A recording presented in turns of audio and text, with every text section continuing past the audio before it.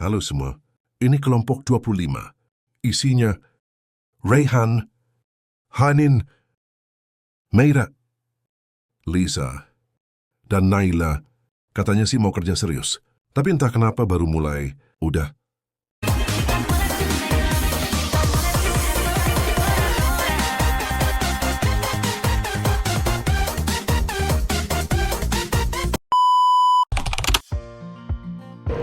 Jadi apa sih IPE?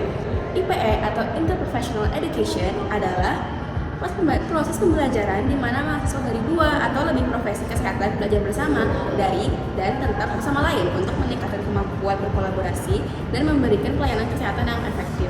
Melalui IPE, mahasiswa berlatih untuk memahami peran, tanggung jawab, dan keahlian masing-masing profesi, membangun komunikasi yang terbuka, serta menumbuhkan rasa saling menghargai antar profesi.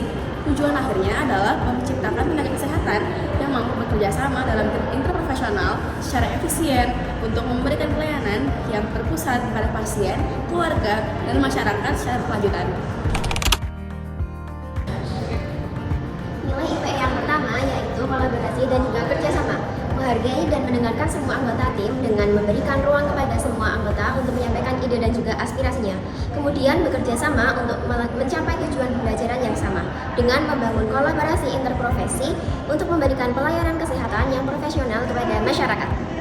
Melaksanakan IPE diperlukan transparansi dalam berbagi informasi dan ide di mana mahasiswa baik dari kedokteran, perawatan, dan juga ilmu gizi dapat menyampaikan idenya dan dapat diterima dengan baik.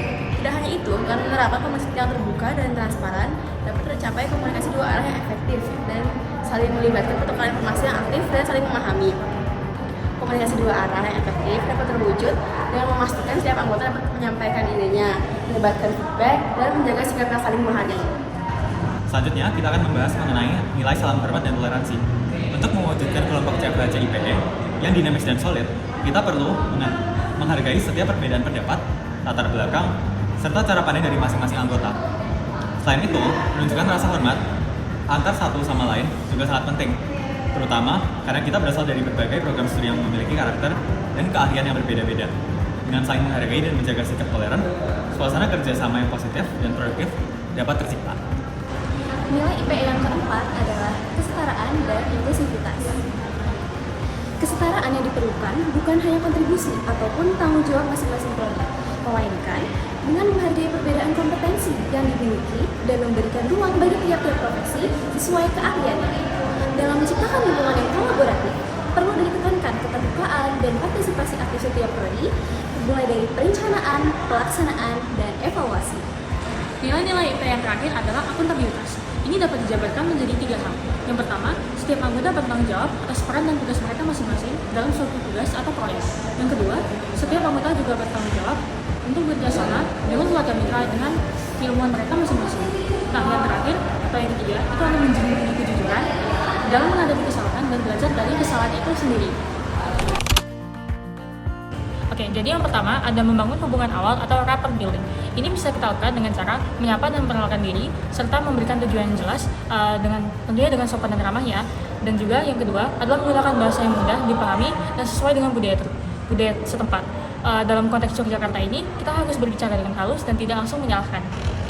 Nah, selanjutnya ada menumbuhkan kepercayaan dan rasa aman. Nah, apa sih yang dimaksud menumbuhkan kepercayaan dan rasa aman? Jadi, tentunya kita harus mendengarkan dengan aktif keluhan dan cerita keluarga tanpa memotong pembicaraannya. Selanjutnya, ada menjaga kerahasiaan data dan cerita keluarga mitra. Yang ketiga adalah dengan komunikasi yang efektif dan empatik. Kita harus menggunakan komunikasi yang dua arah, di mana kita memberikan keluarga kesempatan untuk bertanya dan juga memberikan pendapat. Kemudian kita juga harus menghindari istilah medis, sehingga kita akan menggunakan bahasa sehari-hari yang lebih mudah dipahami. Lalu yang keempat ada pendekatan berbasis budaya dan kearifan lokal. Kita harus menghargai nilai, kepercayaan, dan kebiasaan keluarga mitra. Contohnya sebagai kepercayaan mereka dalam pengobatan tradisional dan lain-lain. Selain itu, kita juga harus menggunakan simbol atau perumpamaan yang sesuai dengan budaya lokal untuk menjelaskan konsep kesehatan. Yang kelima adalah fasilitasi partisipasi aktif keluarga. Caranya dengan melibatkan keluarga dalam menentukan prioritas masalah dan juga solusi kesehatan. Kemudian kita memberikan kesempatan untuk memberikan umpan balik atau saran terhadap kegiatan yang telah kita lakukan. Nah, yang terakhir terakhir ada pengakuan dan apresiasi. Ini kita bisa lakukan dengan ucapan positif dan juga buah tangan kecil.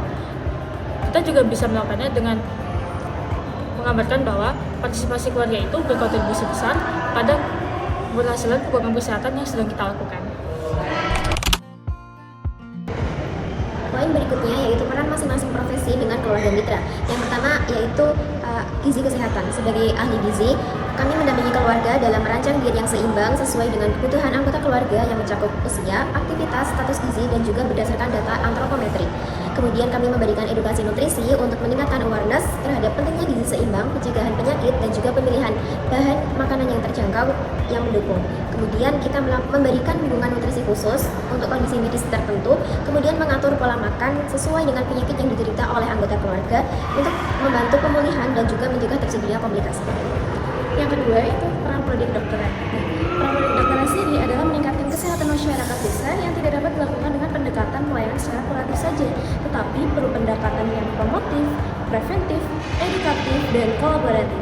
Oleh karena itu, kedokteran seharusnya tidak hanya fokus pada penyembuhan, tetapi juga bekerja sama untuk meningkatkan kesehatan masyarakat secara menyeluruh. Dokter memiliki dua peran utama, yakni sebagai klinisi dan juga agent of change. Sebagai klinisi, seorang dokter akan melakukan anamnesis, melakukan pemeriksaan fisik, menetapkan diagnosis, dan memberikan tata laksana terapi yang sesuai. Di sisi lain, sebagai change manager di masa depan, untuk mencapai hal tersebut, seorang dokter harus bisa memahami peran profesi diri sendiri dan tenaga kesehatan lain, membangun komunikasi efektif dengan sesama tenaga medis maupun keluarga mitra, dan mengintegrasikan ilmu yang dimiliki dengan profesi lain.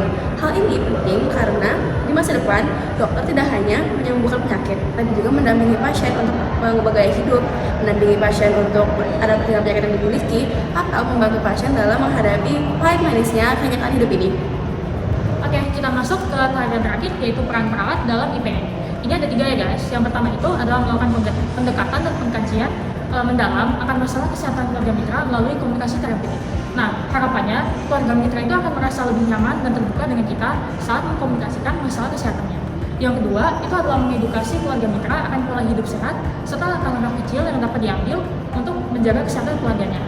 Hal ini meliputi menjaga kebersihan lingkungan serta melakukan pemeriksaan kesehatan secara berkala. Yang ketiga, yang terakhir, itu adalah menerapkan patient-centered care dan cultural competence. Ini artinya kita memberikan asuhan keperawatan itu harus sejalan dengan kebutuhan, keinginan, kepercayaan kultural maupun spiritual pasien.